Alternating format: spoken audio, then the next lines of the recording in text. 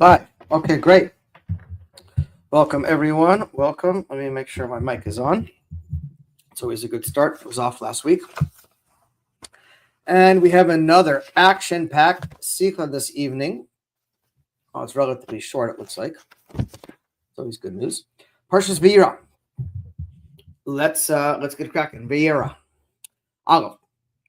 Yidua shenoisef lekach shekol inyanim haTorah heim horaot. V'kol echad ve'echad miyisrael b'kol mekoimos v'b'kol bizman. As is known, in addition, that all the matters of the Torah are their teachings for every single one of the Yidden in all places and all times. Yes, hagashim yechedes al halemud v'hora'a me'enin haTorah v'parshas Shavua. This is applicable especially to the Torah portion of the week. Hashaychi miyuchad l'zman zeh l'menu namsheichim al b'kol shana kulo.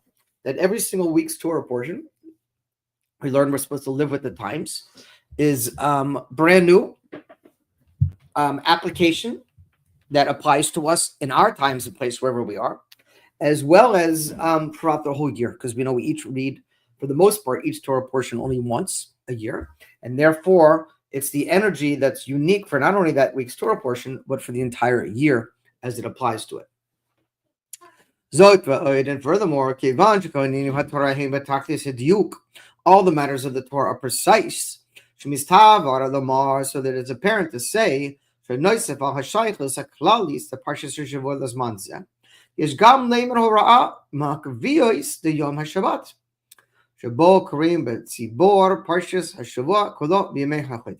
okay. So we know that since all the matters of the Torah, they are in the ultimate precision, it's apparent to say that addition on the relevance in general to the parsha of the week and the time that we're in, there's also a special teaching we can learn out from the way that it falls on Shabbat, as well as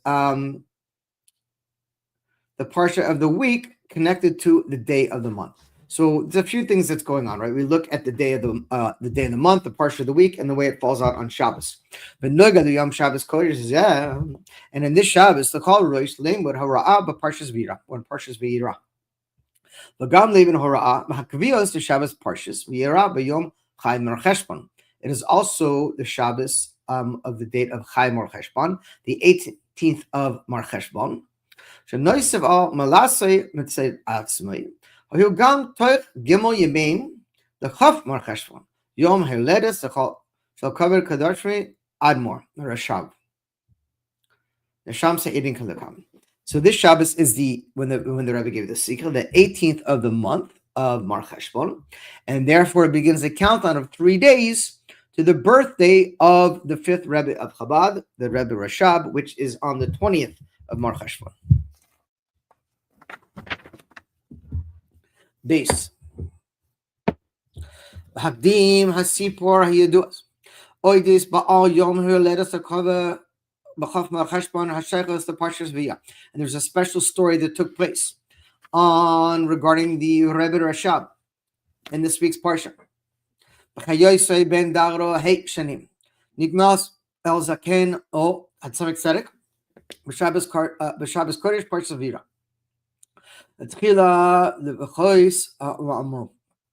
says when the Rebbe Rashab was 4 or 5 years old.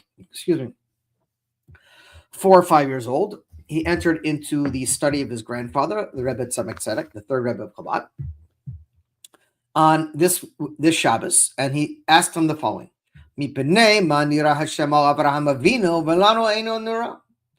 why is it that God revealed himself to Avraham Avinu and not to us, not to me? כשהיהודי הצדיק מחליט בגיל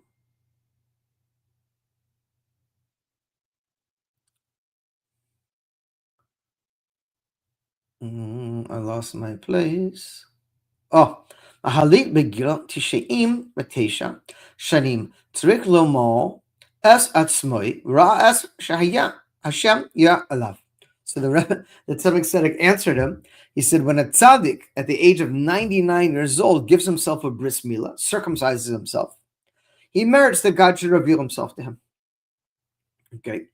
סיפור זה מדגיש וירא עליו השם שייך רק ליהודי צריך בגיל, צדיק טס, שנה מחלית צריך למול אס עצמאי. So, according to the story, it appears that God only reveals himself to a tzaddik, a completely righteous person, who happens to be 99 years old, and who happens to give himself a bris.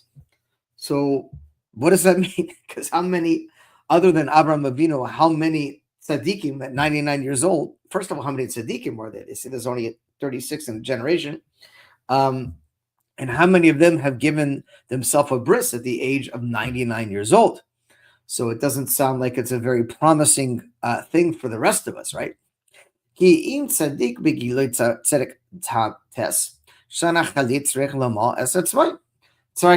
we have to understand.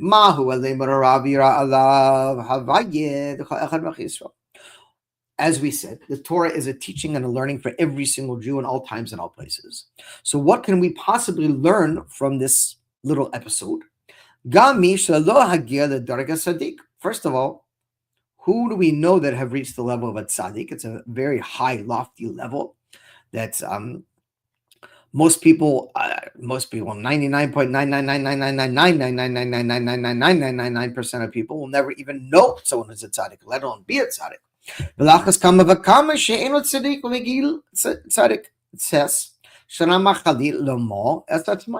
And even if you do happen to come across a tzaddik, what are the chances that he circumcised himself at 99 years old? So in other words, what can we learn out from this episode? How does this apply to all of us who are not tzaddikim and have not given ourselves a bris, or will not, or don't have to give ourselves a bris at 99 years old? Gimel.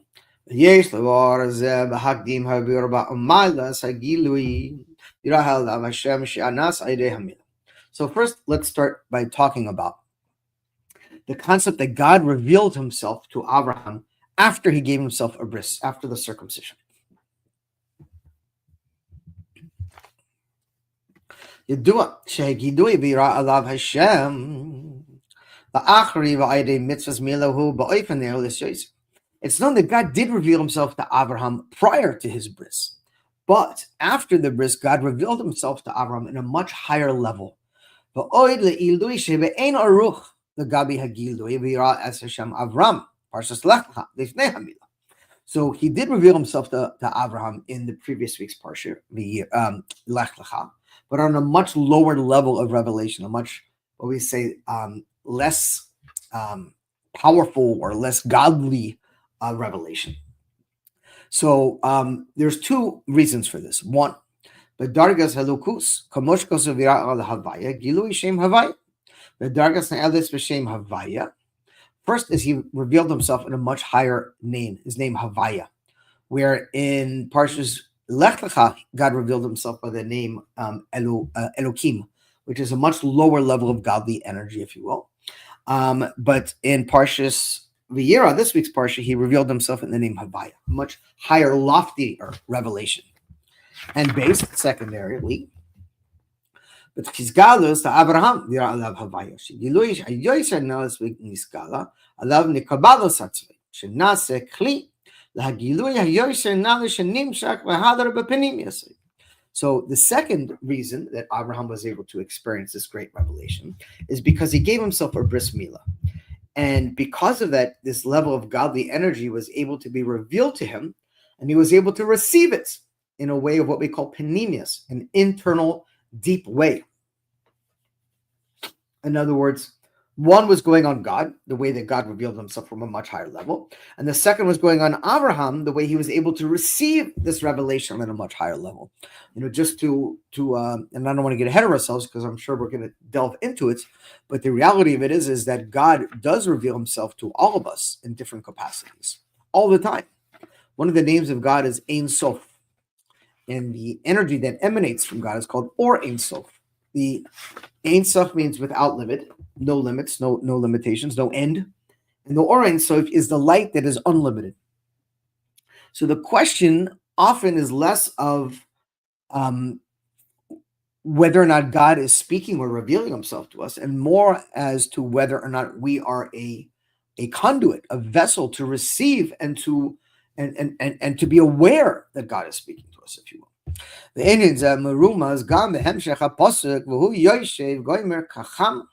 it says throughout the continuation of the pasuk that Abraham was sitting in the heat of the day outside his tent.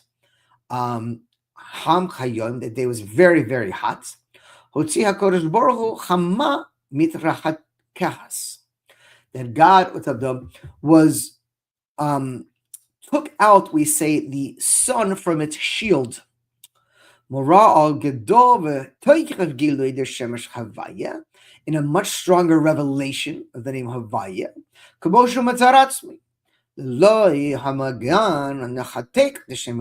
Because the shield that protects God is the name Elohim, which is God's name of nature.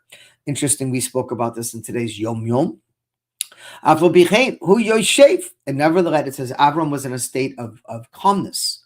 He was when God revealed himself to him, it wasn't in a way of like someone who we say oral kalim, that the light was too powerful and they couldn't handle it. He was able to receive this light in a deep inward way.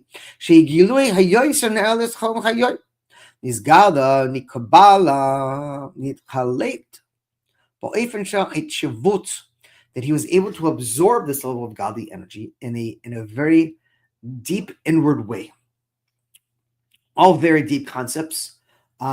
Just to understand, just like there's an ozone layer that protects us from the heat of the sun, God has a shield of his name, Havaya, which is likened to the sun. And that's the name Elohim, which is like the ozone. And basically the way that works is that God protects us from this very high, lofty revelation. All this global warming stuff is complete nonsense. Is the world getting hotter? Yeah, but it's getting hotter because of what we just learned. Meaning that God is getting closer and closer to revealing himself to the world in this name Havaya, in a much loftier name, and the process has begun. And those who are in tune have the abilities to reach the highest levels of godly energy. And unfortunately, you see those who are against God are able to take this energy and use it for the most destructive things, as you could see in the world right now. So there's a tremendous amount of energy being released into the world right now. And the question is, what are we doing about it? And how are we utilizing it?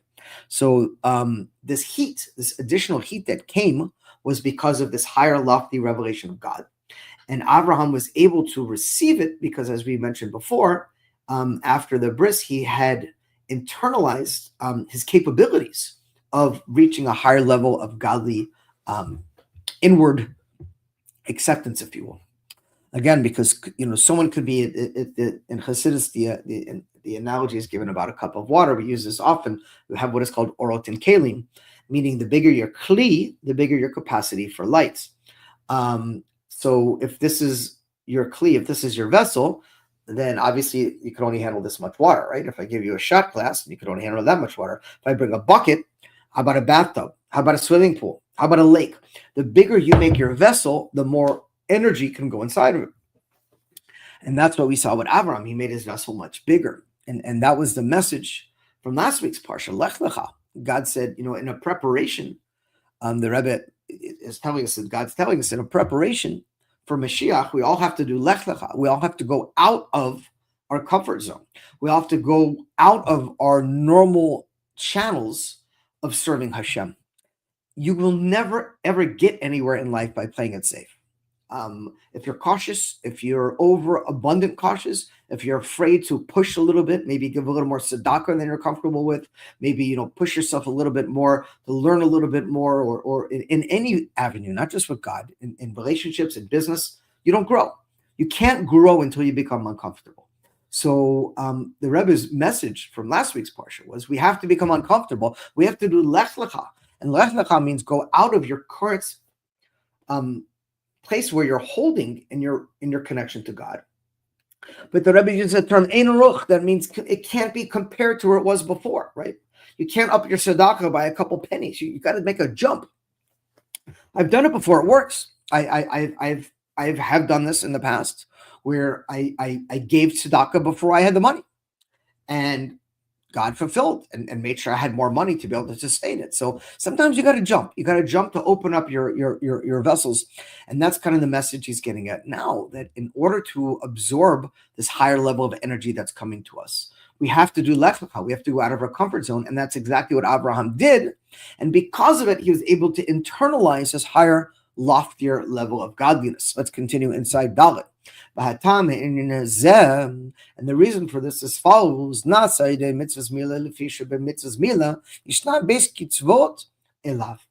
the reason for his capacity, as we just mentioned, is because he gave himself a bris, and accordingly,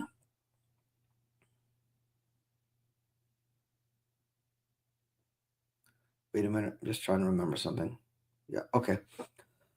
Accordingly, he was a fitting receptacle for it. So, mitzvahs milahu, the ma'ala makal mitzvahs haTorah. It's the highest mitzvah of the Torah. Kol mitzvahs haTorah nikrasai alehem shloish berisai. All the mitzvahs of the Torah have 3 covenants with them. But the mitzvah of milah, of circumcision, has, 13 covenants. And together with this, we have Nimshachas mizgala v'adoros v'guf v'chodoros v'guf hagashmi mamash. The mitzvah is literally internalized and permeated into your physical body. Brisi b'sarim the bris olam. It's an eternal covenant in the flesh. Can't get much more deeper than that. And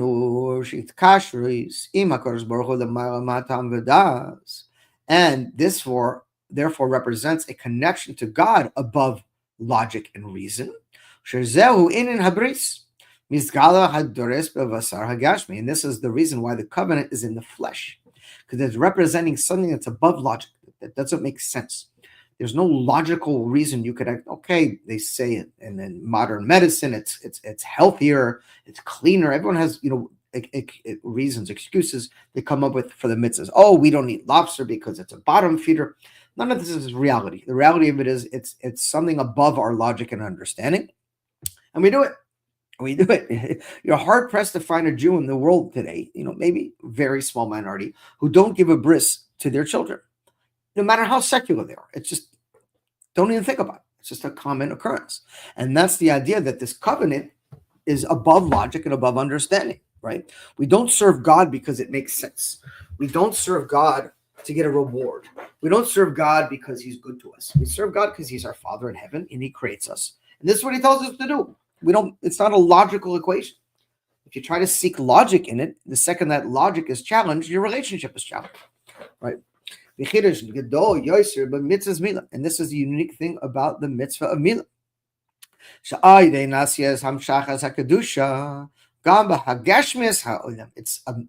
a holiness that is drawn down into the physical coarseness of reality. Because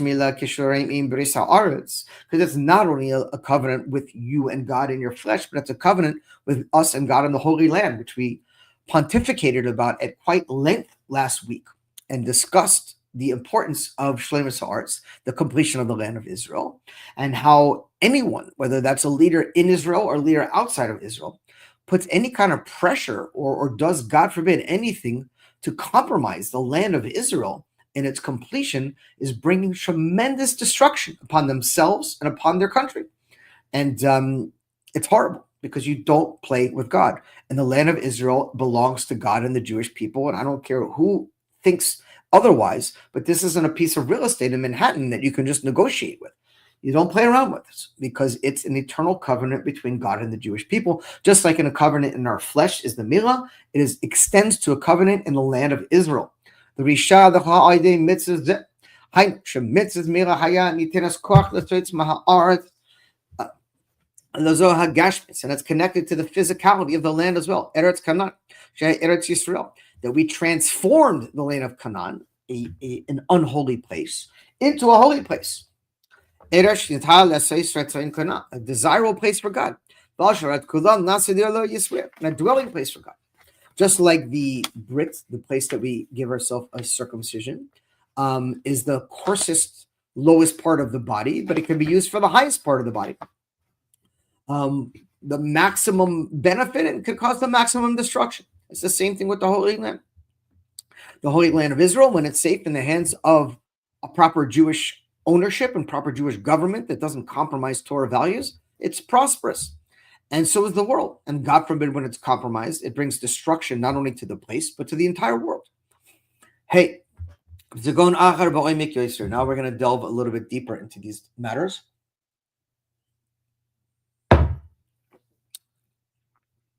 Base, the two opposite things of mitzvah mila. Dira, darga neiles balokus. The maramekal mitzvah Torah. It's a level of godliness above all the other mitzvahs of the Torah. Hamshachasav nizgadu lamata, but basar hagufa gashin zoilim. Tilduim bekishurim zeh. And yet at the same time, it is a mitzvah that is penetrated into the lowest aspects of creation. And there's a direct connection between these two. Because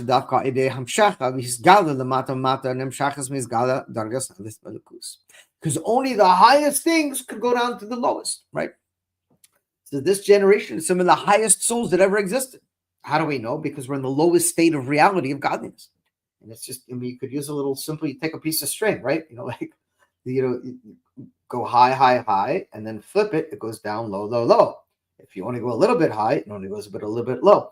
So because the mitzvah mila comes from a level of God completely above and removed from the world, and the highest levels, it's able to penetrate and go down to the lowest levels of creation. Because the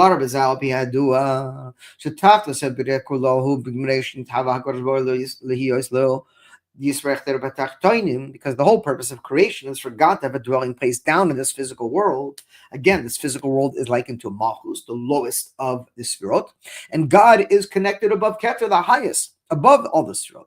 So because of God's high and lofty capabilities, whatever you want to call it, he's able to transcend and come down into the lowest aspects of physical reality. In other words, lo rak shehigalu elokus nimshak b'kol seder histashus ad shenimshak mizgalo gamba tachtoinim. In other words, not only through the revelation of God drawing down through all the chain of creation can he be revealed below, rather on the contrary. It specifically has to be down here. Because God is revealed in the highest capacities in the upper worlds. And therefore his essence is able to be revealed down here.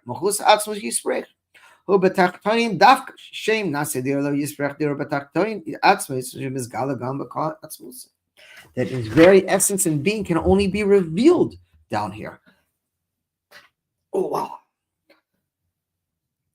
Oh wow. I'm stretching in here.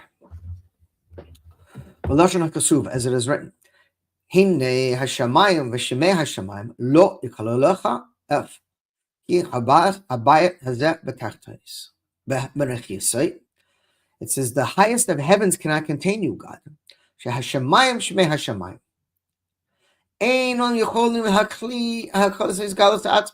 That God's very essence and being cannot be revealed in the highest of heavens, but rather down here, based on in a physical building, in a physical structure, in this physical lonely world.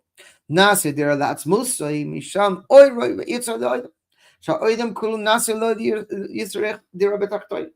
only down in this physical world can God actually reveal his true essence. Which is the complete antithesis of every other religion other than Judaism.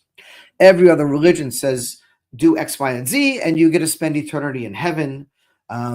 Sit and meditate for the next 20, 30 years, and you get to transcend this world. And Judaism is all about this physical world. It's not about going up in heaven. It's about, okay, heaven is at times, it's the Gan Eden exists for after souls leave this world until Tchiat HaMesim, which is when all the souls return back to this physical world.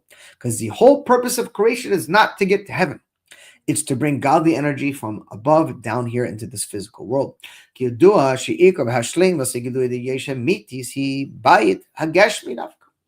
the true reality is connected down to this physical world. True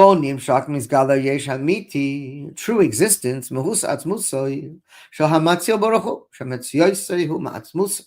that God's true essence and being can only be revealed down here in a physical reality.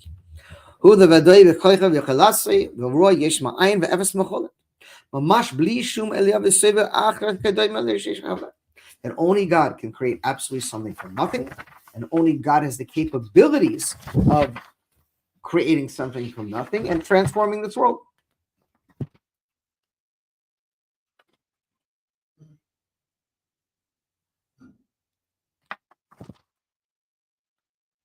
Okay. Let's continue. Again, if that doesn't make sense to you, Lechem Shalom, how are you doing? This concept may not make sense, but someone say, how can it be that God's essence can only be revealed down here in the physical world? And the whole purpose of creation is physicality, not spirituality. Because it's the basic concept that Sefer Yetzirah speaks about it. And Wednesday night, of course, at 8 o'clock, we have our Sefer Yetzirah class live where we go into the deep secrets of Kabbalah. So tune in for that. I think you'll enjoy it. Oh, very nice. And explains over there that if you have a flame, you take a fireball and throw it in the air, what's going to happen to it? It's going to disappear, right? So the mashal, the example is given in the Sefer Yetzirah of a coal and a flame. The flame needs the coal to hold on to in order to not dissipate, to not to go into the air. And the coal needs the flame to set on fire. And it's showing the example of how physical and spiritual have to work together. Something that's pure spiritual, like fire, cannot contain itself unless it's connected to a physical reality, like a coal. And that's the whole idea of God's spiritual energy needing to attach to physicality in order to properly reveal itself down here in the physical world. Yeah, so it's a little, Shemitah is a little outside the concept of our class this evening. Shemitah occurs every 7 years. Just briefly to answer your question, but then we got to continue inside. Off the top of my head, I do not know when the next Shemitah cycle is. I think it's in the year 5786. I think it's in the year 5790, if I'm not mistaken, in 4 years from now. It's like a Shabbat for the land. Every 7 years, you have to let the land of Israel follow. And farmers are not allowed to work their land, similar to how on the day of rest on Shabbat, we don't work here during the week. So in the land of Israel, they don't work the land on the 7th year. Every 7 years that happens. Okay, Bob. Move on. And according to this, we can understand God's revealing of himself. And this is the lesson we're trying to figure out. How does this apply to each one of us? That through the mitzvah of Milah, this applies to every single one of the Yidden. Yeah, 5789, thank you. The mitzvah 5790 is the actually, what we say is the year after Shemitah, which is Hakel. The mitzvah is Milah Kasiv, Va'ata es Brisi Tishmor es Va'ata, Zerecha Acharecha Deresecha. Because the mitzvah of Milah, God said to Abraham, it's not just a covenant between me and you. It's a covenant for all generations, for all your descendants, the Jewish people that come after you. It's an eternal covenant in the flesh forever. Include through all generations. That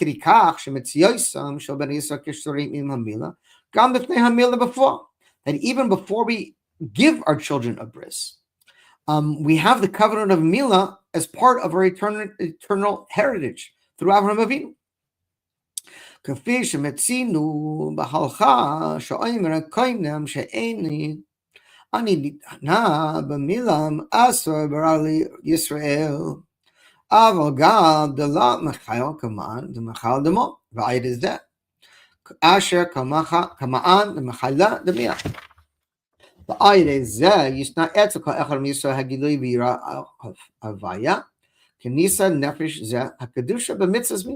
So the Rebbe says a very powerful thing now, that because of the Milah, because of the Brit Milah of Avram Avinu, every single Jew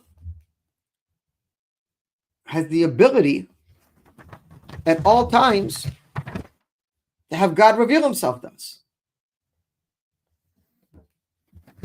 because of the specific Mesiris Nefesh, the self-sacrifice from Avraham Avinu, that energy transcends and travels through all generations. And therefore, God literally reveals himself to every single one of us because of this holy covenant he made with Avraham Avinu. Nefesh HaKadusha, Nefesh HaElokis. And the result of that is the godly soul that enters inside of us.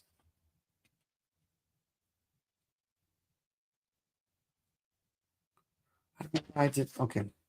Sorry, talking to myself. בעצם כשאתה תופס בחלקוי, אתה תופס בכולו. ותופס העצם אלוקו ממש.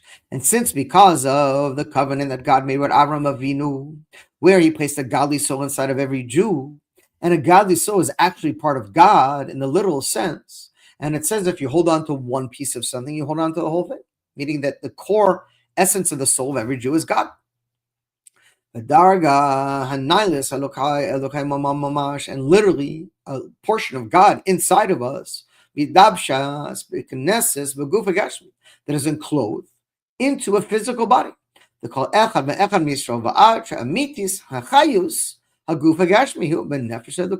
and therefore our physical bodies are enlivened with the life force of a godly soul that's inside. And therefore, the physical body of every single Jew is holy. Adam, al shem adma elyoin, and they're called on Adam. There's many names for a man in the Torah, in the Jewish language. You have Ish, you have Gever, you have Adam. There's several ways to explain them, man. But Adam is called on a Yid. That is called connected to Adam elyoin, which means the upper man that exists above. One second.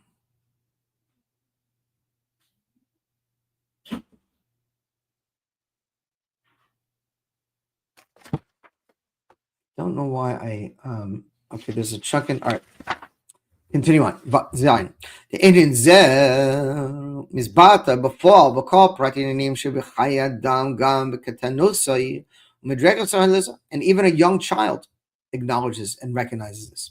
The call the Rosh, first of all, hachara dokus, a child acknowledges and realizes there's God in the world. He's galus the lechol lechein afila tinukos. Even a young child knows that God exists. In a way, they have even a higher revelation of godliness than we do. It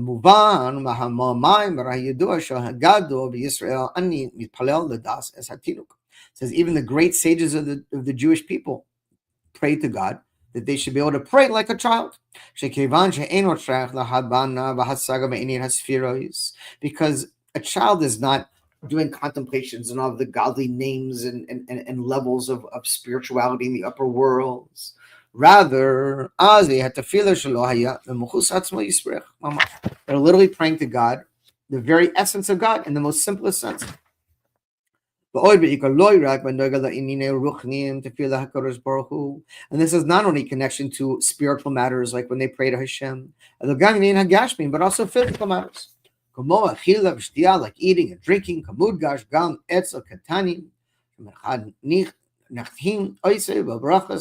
just like when they say a blessing after eating, etc. I put a note in here that we skip this part. I don't really know why. I have to go back after, but we're gonna finish that part up, and now we're gonna hop over into Ches. Okay, so I'm gonna skip the rest of that paragraph. I think it's just explaining, I don't know, some side point. Okay, Ches. Al pi zeh yeshu bor teichan hasipor al derek b'chias adnai mimrei ma nira Hashem al Avraham Avinu v'lanu inu nira. And according to this, we can understand and try to explain the explanation of the Tzemach Tzedek when the Rebbe Rashab as a young child came to him and said, why does God appear to Avraham Avinu and not to me? And the Tzemach Tzedek said, of course, as we know, Machalit v'gilui, when a tzaddik gives himself a bris at the age of 99 years old, he merits for God to reveal himself to him. Yira alav Hashem, Yulamala, Ela Benoga la Haria before the Gilui, Idamakabo. So it's like a very deep teaching, which we spoke about it briefly earlier on in the Sifra, that it's not going on God, it's going on us. Meaning, as we pointed out in the beginning of the Sifra, Avram Avinu had the merit of God revealing himself to him earlier in Parshas Lech Lecha by the name Elokim, and in this week's Parsha Vayira by the name Havaya, a much higher revelation. And the reason being twofold, as we said. One is because he gave himself a bris. But secondary is that the revelation of God that was revealed on a higher level because of the bris, he was able to receive this higher level revelation of God. And as we pointed out, that since we are all the offspring of Avram Avinu, that covenant of the bris is implicit in all of us, even prior to us going and actually having the Brit Milah. And therefore, God is revealing himself to every one of us all the time. The question is completely based on whether or not we are a makabel, we are able to receive this revelation, right? Because if our energy source is blocked, if there's an energy inside of us that is blocking, right? And this is we're talking about lofty matters. We're talking about lifetime work over here. This is not simple math over here. But if your energy is somehow in some way blocking God's revealing himself, and that could be from impurities inside, it could be from fear, it could be from ingratitude, it can be from worry, it can be from stress, aggravation, anything we're doing to, as they use in the parlance of the in spiritual worlds, mess up our frequencies, right? When someone's frequency is on a low level, they're not able to receive spiritual energy. They're connected only to physical matters, right? If I don't see it, it doesn't exist. When you elevate your frequencies, and we do that through how God and the Rebbe instruct us how to live our life and what to go on, we're able to be in tune with much higher things, right?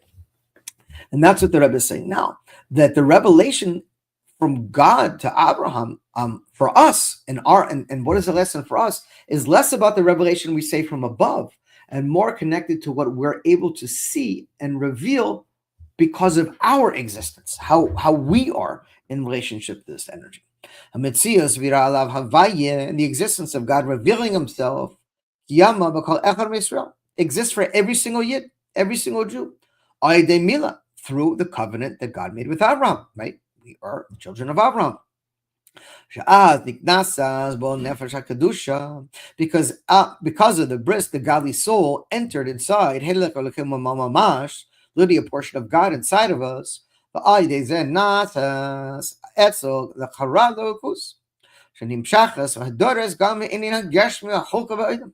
therefore the godly energy is able to be acknowledged and recognized and penetrate into our physical realities and into the physical world around us.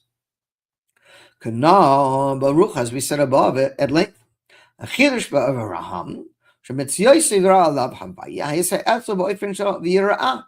the unique thing with Abraham is that he was able to see, literally, God's energy.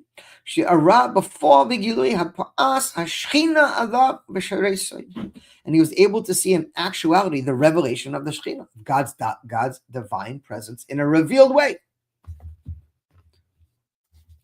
And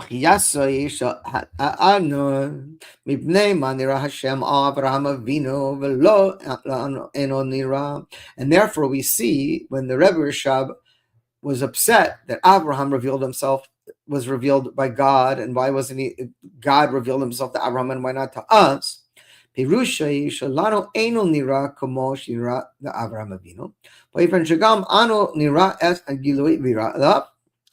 therefore we see that we are not seeing, so to speak, like the level that Abraham was seeing, in such a way that it was apparent, the revelation of God, right?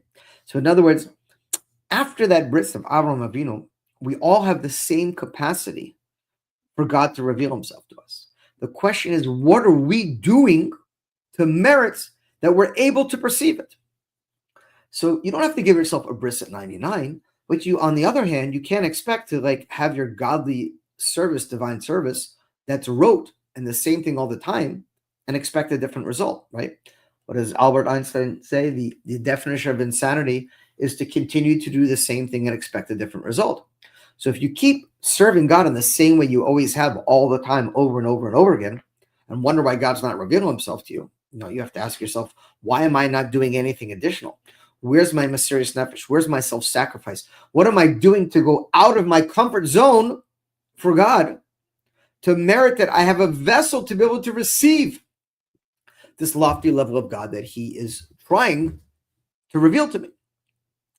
For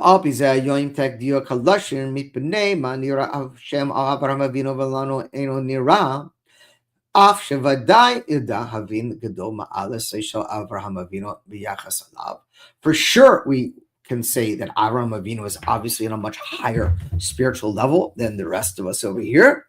Nevertheless,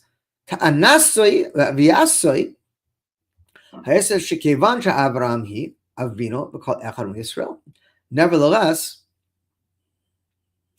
each one of us are the offspring of Avraham Avinu, and therefore each one of us has a connection to Abraham. And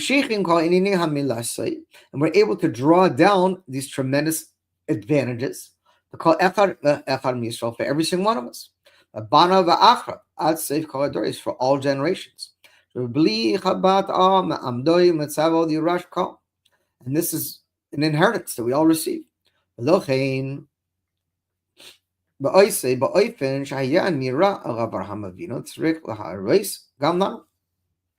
because God revealed himself to Avraham Avinu, then each one of us has that ability as well.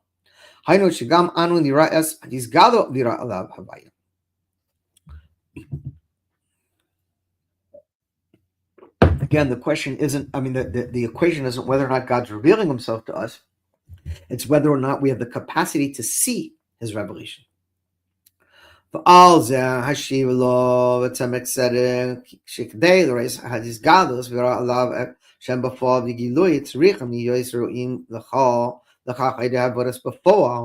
according to the response of the Tzemek Tzedek, in order that we should be able to see in a revealed way, God revealing himself to us in an actual revealed way, it's necessary that we do it through our service in actuality.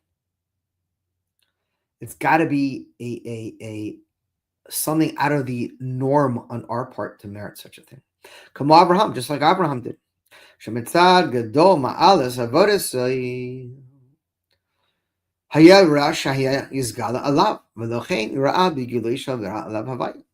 Abraham's act of mysterious nefesh, of self-sacrifice, because he gave himself a bris at 99. We don't have to do that, and we don't have to be a tzaddik, but we've got to go out of our comfort zone. We can't continue to do the same thing and expect to have a revealed relationship with God above the nature. Look at it in. Sorry, I've been itchy nose this evening. Simple mathematical equation. God is our mirror,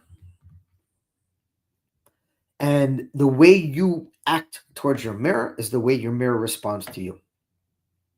So if God exists in your world only when you need something, well, that's the energy you're going to get back.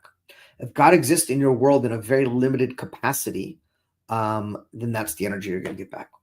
If you look at God as your Father in heaven and that you want to do everything possible to help him, to make him happy, to help other Jews, to bring goodness and reveal Mashiach in the world, and go above and beyond what you're normally capable of, then you're going to get a response above and beyond what you're normally getting, right? It's a mirror, literally. Tess. And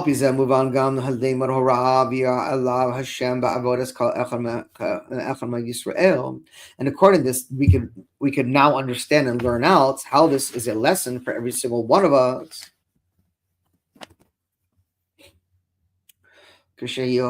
כשיהודי לומד ולקרוא מהתורה, יראה עליו הוויה. צריך לידי שהכוונה היא עליו. לא נאמר יראה על Abraham. The pasuk in this Torah portion does not say that God revealed himself to Abraham. It says alav, upon him. It doesn't specifically say yirah al Abraham. God revealed himself to Abraham.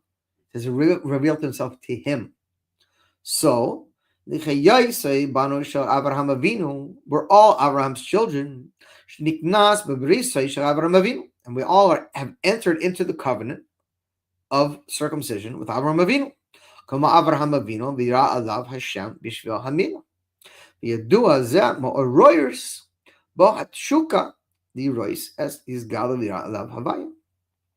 And therefore, this should cause an arousal and a desire inside each one of us for God to reveal himself to us.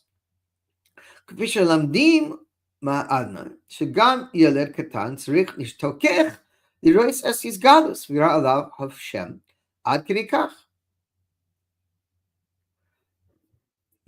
being 4 or 5 years old and being hysterical crying of why God is not revealing himself to you. So again, life is not very complicated. It's pretty simple. It's not easy, but it's simple. It's a basic premise in all energy work and all healing in any capacity. You manifest, we were bragging about this on last Thursday night. The energy you bring into the world is what you manifest, is what you get. It's like planting, right? You reap what you sow. You can't drop a couple seeds in the ground and forget about it and expect that a whole garden or whole forest is going to grow off of it. You have to tend it. You have to work it. And you can't plant squash and expect zucchini to come out, right? You can't plant a banana and expect an orange to come out. So if your energy is focused, wherever you focus your energy and your time and your headspace and your efforts, that's where you're going to reap results, which is why it's so important, as the Rebbe explains, to be a panini, to when you're involved in a particular task, to try to focus on what you're doing, even if it's a short period of time, right? But when you're there in that task, focused on that task. So, the message we're getting right now is that the Rebbe Rashab, as a young child, his whole existence was, I want to see God. So he made that a life mission to do whatever is possible to see God. Obviously, he's a Rebbe. He had a life mission much bigger than that as he grew up to help all the Jewish people see God. But the point is that I repeat numerous times, all the time, because it's very powerful. The Rebbe says, what does it mean to be in exile? What does it mean to be in a state of galut, spiritual prison, if you will? And the Rebbe says, the second you stop searching for God, you're in exile. You're in spiritual prison. The difference in exile and redemption is God. The Rebbe said, galut, geula. It's one letter, aleph. Aleph is lufel shel olam. When God is omnipresent, not just in the world at large, but in your life, in your head, in your heart, in your body, in your home, with your wife, with your kids, with your family, with your neighbors, your community, and others, right? Every single thing you do is channeled and focusing on God. That's the energy you receive. And that's living in a Moshiach state of consciousness or awareness. But if God plays a very limited role in your life, and you talk to him a few times a day when you pray, or maybe when you pick up a book and learn Torah, then that's the energy that's going to come back. God wants to be omnipresent in all of your reality. So God is here, and he is revealing himself to every one of us. The question is that something that we're seeking? Is that something we're longing for? Is that something we want? If it is, then the Rebbe says, here's the trick. Do the service. Do whatever is necessary to keep pushing yourself out of your comfort zone so you can manifest this reality in your life. The kevan shemishtok the rois as he's galus via alav Hashem via dai. Yes, I call. And therefore, this desire to see and have God reveal himself upon him. For sure, this was dependent on this idea of the service of the matter of the Milah. This is what manifested it. The noga, the gufa gashmi, as it's connected to the physical body. Brisi, but b'sreichem, the bris olam, an eternal covenant in the flesh. Shemitzriya zaguf, in the existence of the body. Kol ramach ivrim, gidim, all 248 limbs or organs and 365 sinus or connecting tissues. Hadoiroi kedusha be'elukus ba'ofen shel bris olam. We're all penetrated with the holiness of the godly soul in an eternal covenant, including your portion of the world. It's not just you and your body, it's your portion of the world. Yerusha Za'ar Shai Hamila, the land that you inherited through the mitzvah Amila. Shekal Puala B'Puala B'Halkei Ba'Olam Hadoiro Ba'Asiyas Eretz Yisrael. The call Pratimim Sheb'Chalkei Ba'Olam. In order to transform and penetrate the entire existence of you and your surroundings into the land of Israel. This is our mission. Each one of us has a different portion in this world. Our job is to transform ourselves, our bodies, our homes, our surroundings, and our portion, whatever God gives us as our portion. How do you know your portion? Look around. Wake up in the morning and look at your life. That's your portion. Your home, your wife, your family, your community, your neighbors, your shul, your business, the people you interact with. That's your portion. Yeah, of course, your portion can grow, and of course, God may pick you up and move you to a different place. But that's all part of your portion, all part of your mission in this world. The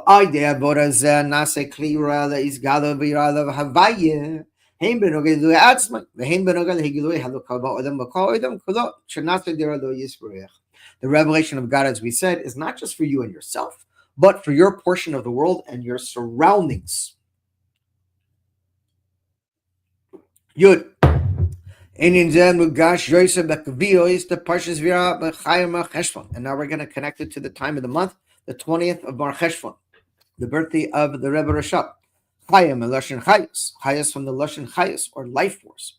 Mora'ah Chayus Amitis, to call Echad Mechad Israel. This is indicative of the true life of every single Jew. Chayus and Neshama, which is the life of our soul. Chedak Elokeinu Mamash, which is literally a portion of God. In order to draw down this energy, this holy energy from our soul, and to penetrate and transform our physical body and the world around us.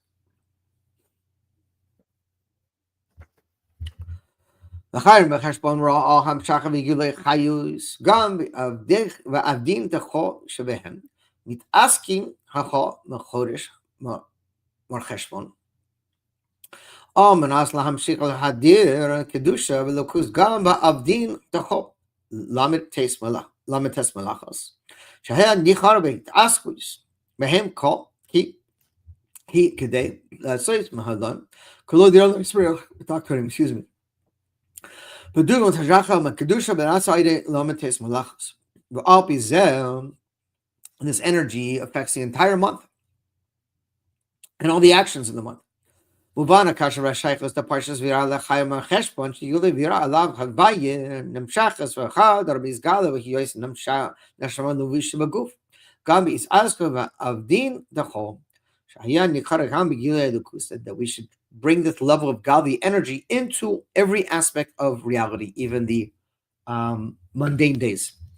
V'hamshach lezeh boim l'kaf macheshbon, and then we go from the 18th, of course, up to the 20th.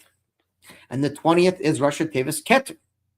The Esrim for the number for 20 is Gematria 620, which is the Gematria of Keser. Sheketer hu darga haki na'adis melikus. It's the highest level of godly energy above from all the other spheros. But darga nimshachas mitgala v'chadaras ba'avodas tahal v'chodesh marcheshvan. And this is the energy that draws down and penetrates to the entire month of Mar Cheshvan. But Oimek Yoiser, even deeper. Shem Shachas Mizgala Vira Allah Havaya Ba'aridin, the Chaj B'Chodesh Mar Cheshvan Kashor Im Mizgalos Ha'etzum Lemada. Shehuin and Keter, and this is the energy again. Keter that permeates the entire month. And Keter, of course, represents kingship, and it's known amongst Hasidim that outside of our Rebbe, Melech HaMashiach, out of all the other 6 Rebbeim, the Rebbe Rashab was the manifested this matter of kingship. He held himself out like a king, similar to our Rebbe, more than the other Rebbes. The reason for that is beyond the scope of our time tonight, this evening, but it's just adding the emphasis of the Keter, the crown of kingship. Yurav. In addition to this, the call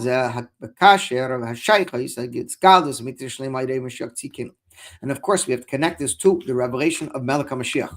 The EOD Hagiula Shlo Yichanaf Oid Maricha Enecha Ura As Morecha. It says your teacher will no longer be concealed from your eyes, and your teacher will reveal himself. We will see our teacher. Literally, meaning we will see God. Oh, I don't know what's going on now. A little itchy here. I should say a lot itchy here. Even more than this. The glory of God will be revealed, and all flesh will see. Literally, that our entire physical existence will perceive God. And the entire world will be filled with the revelation of godliness. And this is the idea of Chaimer Cheshvan. It infuses chayus, or life force. Just like the 18th of the month infuses the chayus of the life force of the month, the same chayus or life force will be infused of the world from God. And this is connected to the 20th Mer Cheshvan Mechinas Keter, the level of Keter. Kishora im Inyan Hamalchus Shalati Levot Shizgala Malchus Shakosh Baruch Kodom Kodom. And as we already said, that the 20th is connected to Keter, and this is connected to kingship. In the future to come, the kingship of God will be revealed for the entire world to see. The entire world will be under God's auspices and domain. It is now, but in a concealed way. Then it will be revealed. According to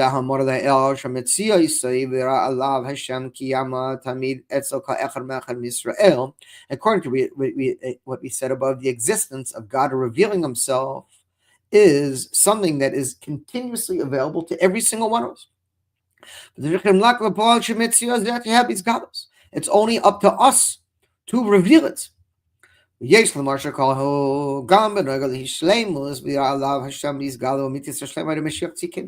And when Mashiach comes, of course, it will be revealed automatically. We will all have this high revelation of godliness. You do it. And so you may ask, so why am I even putting the effort now? And the Rebbe spoke about that in last week's Sikha, Lech Lecha.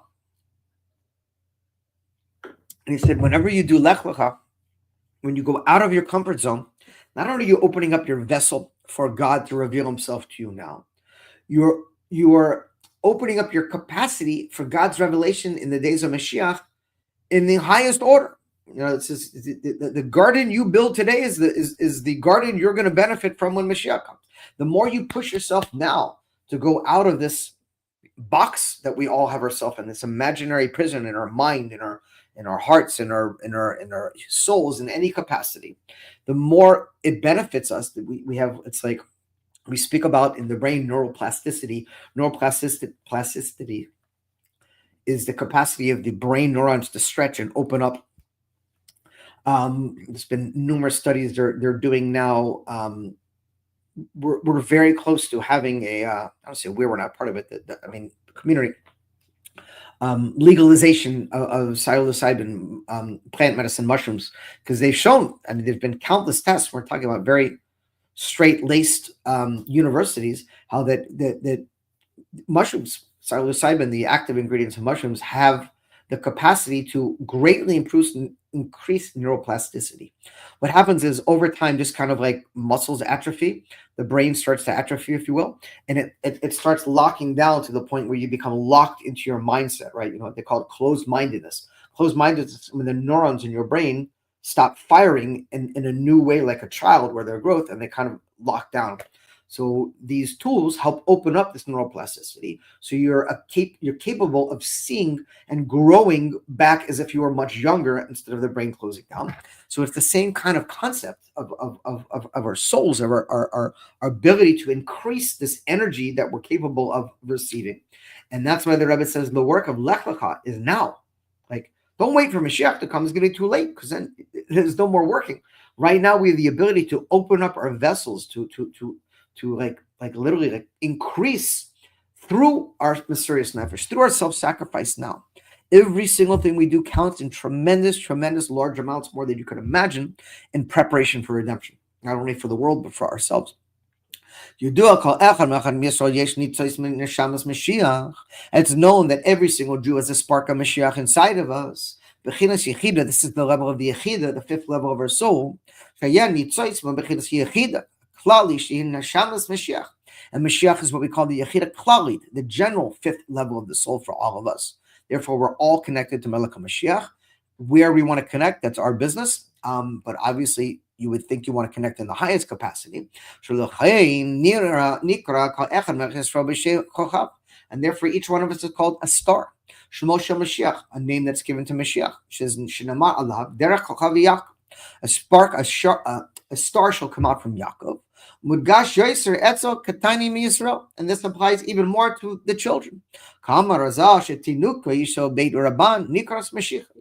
It says the children from the house of Rabban were called on Mashiach, on my Mashiachs, my little anointed ones.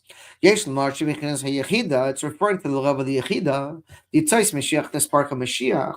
He is Galish Yoiser Etzel Tinuk, which is revealed even more in a child. Because the power of the inner parts of the soul, it's just not revealed as much. The Indians are not said before the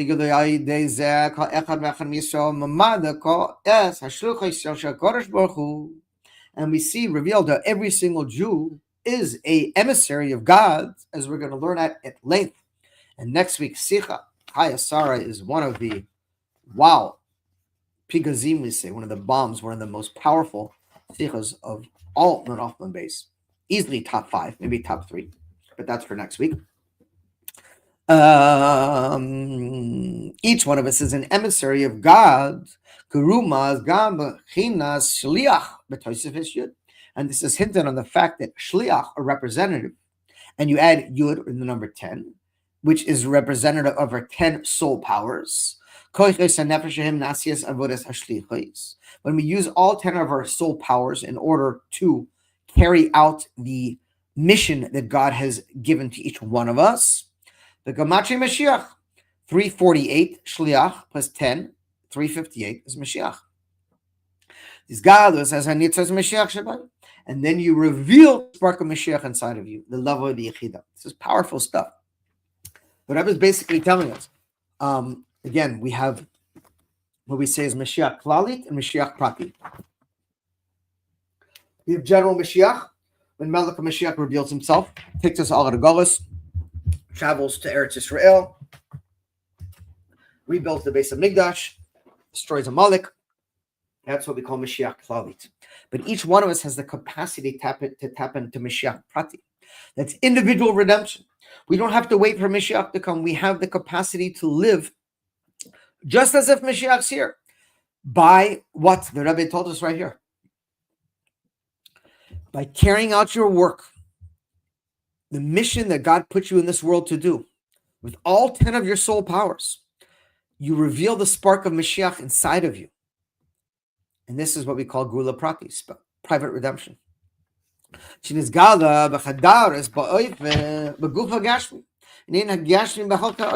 And therefore, and then what happens is this level of Mashiach, the spark of Mashiach, the fifth level of your soul, penetrates into your physical body and your physical surroundings and the world around you.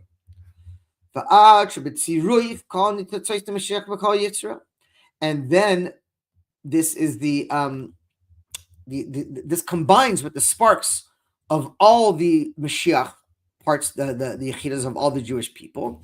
And this is redemption. And each one of us awakens the spark of Mashiach inside of us. You have it's like, connecting a light to a circuit. They all light up together. And this is the revelation of Mashiach Tzidkenu. That's why.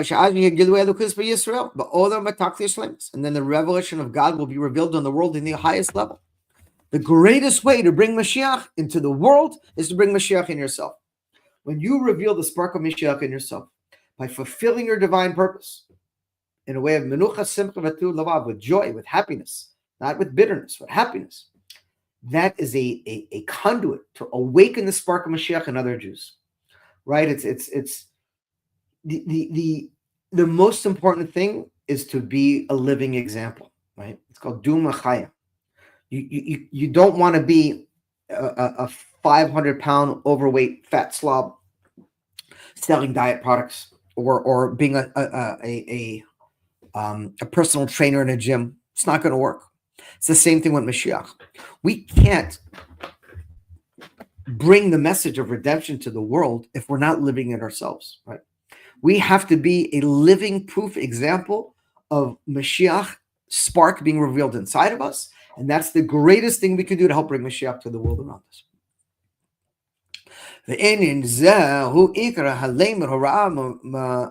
Parshas V'yira, and they see this mainly in the teachings of this week's Parsha V'yira,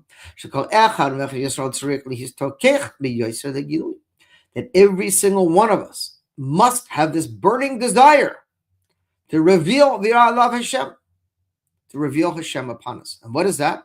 The true and complete redemption. And in order to do all that, it is dependent upon us to do this. In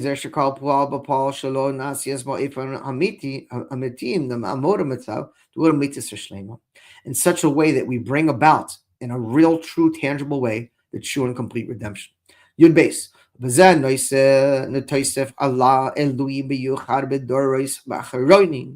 this is especially applicable to us in these latter generations. She's Gala Sayyid, Segula Sayyid, Miyuchedes, Shel Kaveh Kadosh Marcheshbon, excuse me, Kaf Marcheshbon. And we see this revealed in the special Segula of the 20th of Marcheshbon, Ledes Adnoi Beyoy Shabo Mazal Gavor, where the Mazal of the Rebbe Rashab is very high in a revealed way.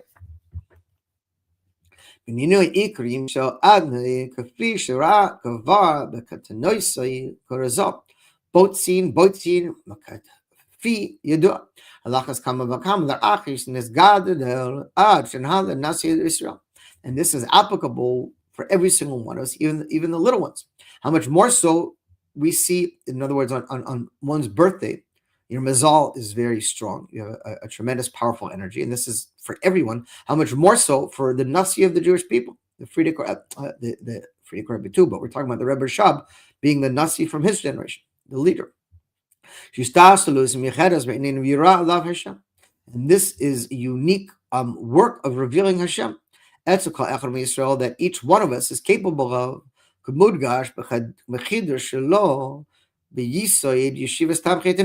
one of the tremendous accomplishments of the Rebbe Rashab is he founded the Tamchei Tamim Yeshiva, the Lubavitch Yeshiva system. Yeshiva Shaloim Ba Torah Hanigles Torah Chasidus Tamim. It was the first yeshiva that treated Chasidus, the inner dimension of the Torah, in the same capacity of the revealed part of the Torah. And just as much emphasis is placed on learning it. Torah Chasidus. Oh, wow. Tight. He be'enin hatayid the habina v'has l'chispira l'atma k'leimer hatsugula begila haTorah. That the inner dimension of the Torah was studied with the same fervor as the revealed part of the Torah. And the Chassidus also was revealed in the Nigla. In other words, they were able to learn Gemara, and when you're able to learn Chassidus in a deep way, when you're learning Gemara, Halacha, you're able to reveal the true godly core to it in a much higher way. And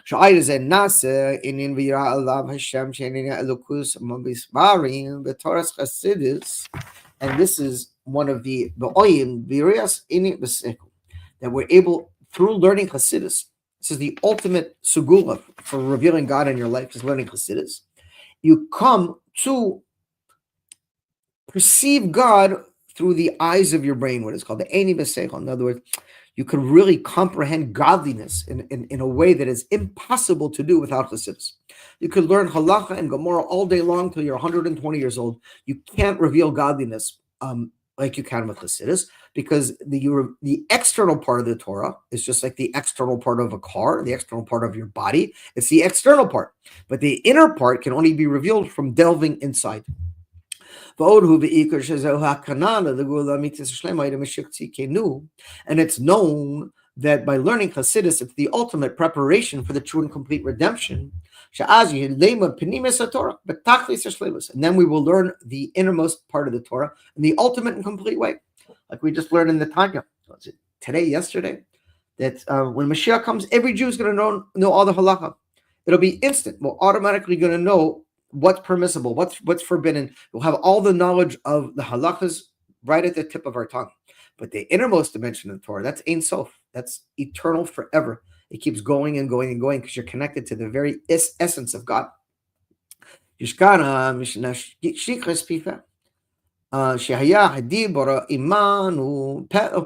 we will, it'll be like kisses the mouth. It will be learning. It says like mouth to mouth with Hashem. And the new Torah that will come out from God, literally from God Himself. Because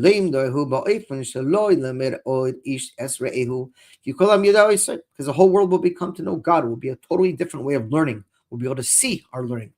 And even more than this, so I just said, in a way of sight. And God will be revealed to us. And that our master, our teacher, will be revealed to our physical eye. Literally seeing God. And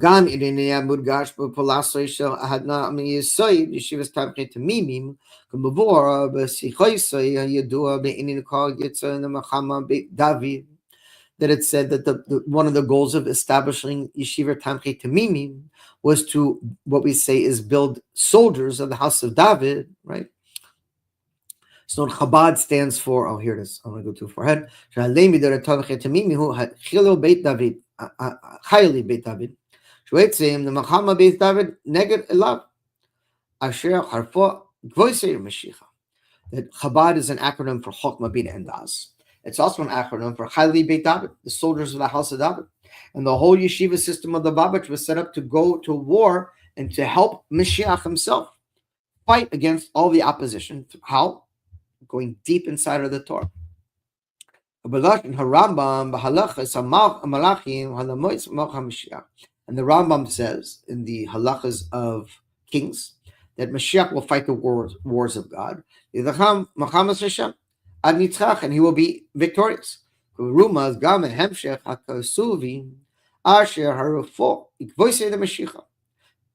Hashem Le'olam Amen Va'Amen. Especially now that we are at the footsteps of Mashiach. Amen Mara'ah and Yitzchayim B'Chaman. He will be victorious in his battles. Okay. Yud Gimel.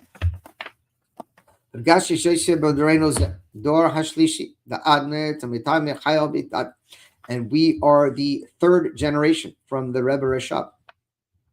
We have the Rebbe Rashabi, the Frierdiker Rebbe, and our Rebbe. Shabo Hayama Shlemasa Vodasha Chayil Beit David Havi Yesagu Ulam before Mamash David Mach Mashiach. And our mission is to complete what the Rebbe Rashab started, and to be the soldiers of the house of Mashiach, to help bring Mashiach. And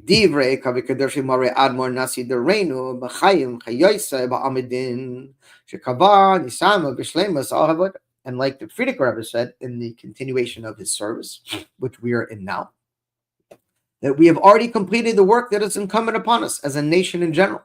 And we are all standing literally ready to greet and receive Mashiach. How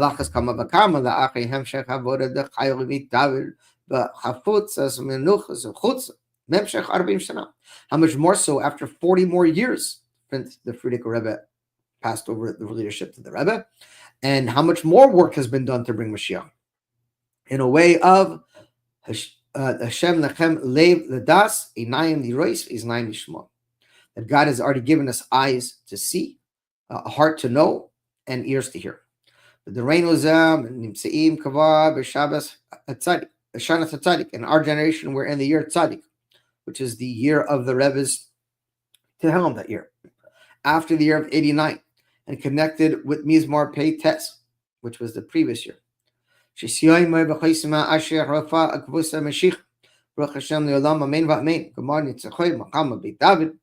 we have completed the war to be victorious for Mashiach.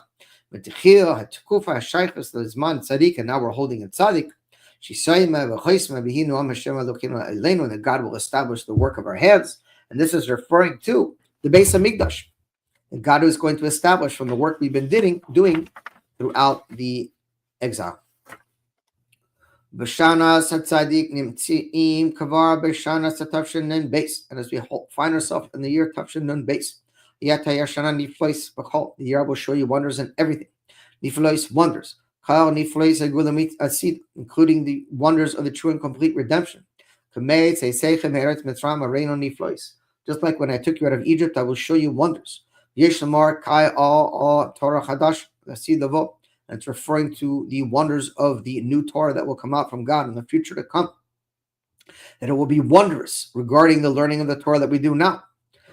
Call, and it will be wonders in everything. And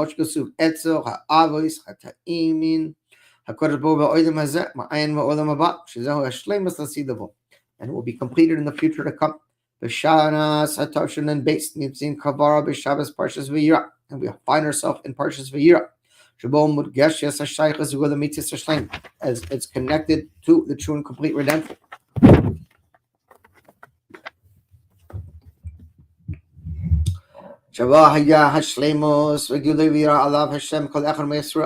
And we will reach the completion of God revealing himself to every single one of us. And we see this from the start of Chaim Cheshbon.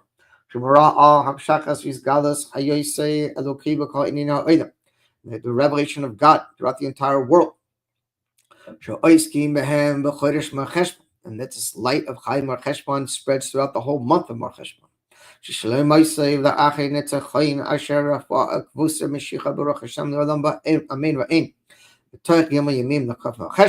then we have the 3 days to Chaf Mar Cheshbon, which is, we already said, the level of Keter.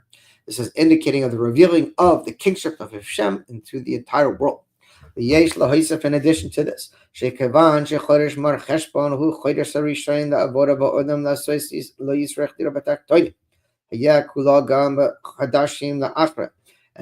Cheshbon is the first month of actual work after Tishrei, and it sets the stage for all the months after that. And the 20th of Mar Cheshbon, which is the Keter of Mar Cheshbon, includes all the Keters of the months after that. Keter the Chodesh Kislev, and the Keter of the month of Kislev, the Mehanukkah, Anuchas b'Mizbech Mikdash, Nes Shemen, and the miracle of the oil, connected to the inner part of the Torah, the oil of the Torah, including the revealing of the Torah Chassidus, which is the month of Kislev, and Keter, the month of Tevis, Yirach, Shahaguf, Min Haguf. The Rebbe is going through all the Keters of all the months after that. And we have the Keter of the month of Shvat, connected to the 20th of that month. And we have the Keter of the months after that. The Rebbe is going on and on the different levels of Keter in the months that are coming after, showing the importance of the Keter of Mar Cheshbon, the month we're in now. Yud Dalet. And the main thing is, as we said above, each one of us has a spark of Mashiach inside of us, the level of the Yechida. And together these form the general Yechida, which is the formation of Mashiach himself. And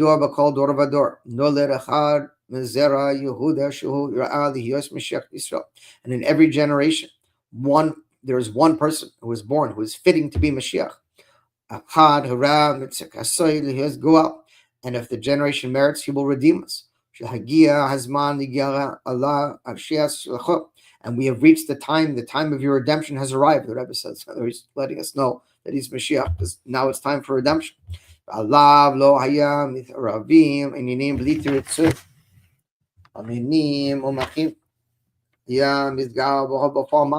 And if it wasn't for the slight little bits of undesirable things still manifest in the world, the Mashiach would have already revealed himself. Mashiach and the Frierdiker Rebbe, who is the Mashiach of his generation.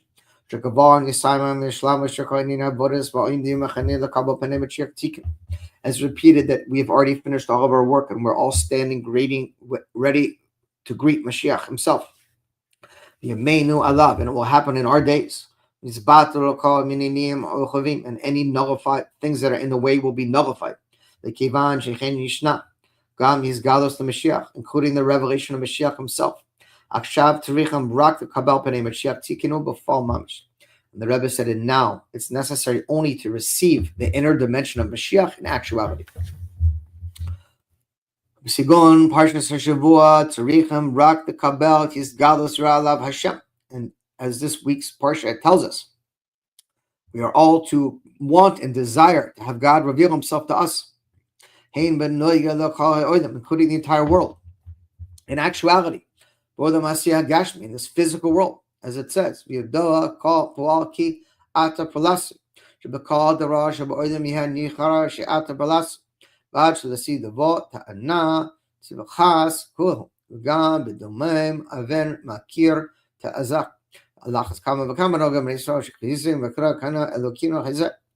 it says even the rocks will call out God's name. How much more so a yid with a godly soul?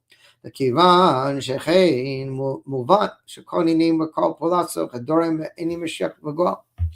since we said we can understand that all these matters and all these actions be penetrated in the matters of Mashiach and redemption, everything you do, the Rebbe says, it should be with an intention and a focus to bring Mashiach. Even eating and drinking.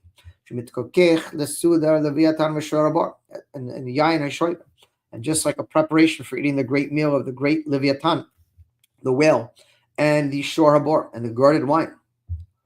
Ad kirikach shegam na'achri suda nishar ra'a the suda the Leviathan v'Shor Habor v'yan Yishoim v'mila ta'nan kodesh baruch she'inu yechol l'kiyum and-mitzvahs v'chil v'shtia barachas amiti shah kodesh baruch v'shava al-shuchal the-suda the-sidavo. And this is when we eat now, when we say blessings now, it's a foretaste of preparing for the great meal that is going to come. And that Hashem Himself will request the Suda the Yom Shabbos Kodesh, and it should be happening on this Shabbos. We should have the Suda, the great meal of Mashiach. Gudgar Chazak Ma'ad Dixit Yigado Hilir Bigal Astir Kodesh Baruch let's say Suda the Tzadikim B'Yom Shidgal Chastay Zera Shel Tzadik Yitzchak, and God will have a great feast with all the righteous. The Achar Shulchan Vishtin, and after we eat and drink, God will say to Mashiach, to David, Amar Lahem Any Avrech Laha Levrech Kois Yisras Hashat Hashem Alakai. The Mashiach will bench on the coast. The Ikar, and mainly Shekol Zer Yagilui before Mamish. The most important thing, it should happen in true reality now. Ra Ma'atzvo V'Omer Zeh. Literally, Mashiach is coming right now. And we'll say, there's the Frierdiker Rebbe. And we'll say, here comes God. And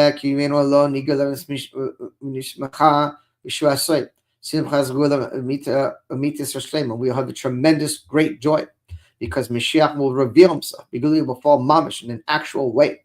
We will all bless Mashiach with the blessing of Shekianu. God bless you. We should have the fullest godless of Melech Mashiach. See you in the base of Mikdash. God bless.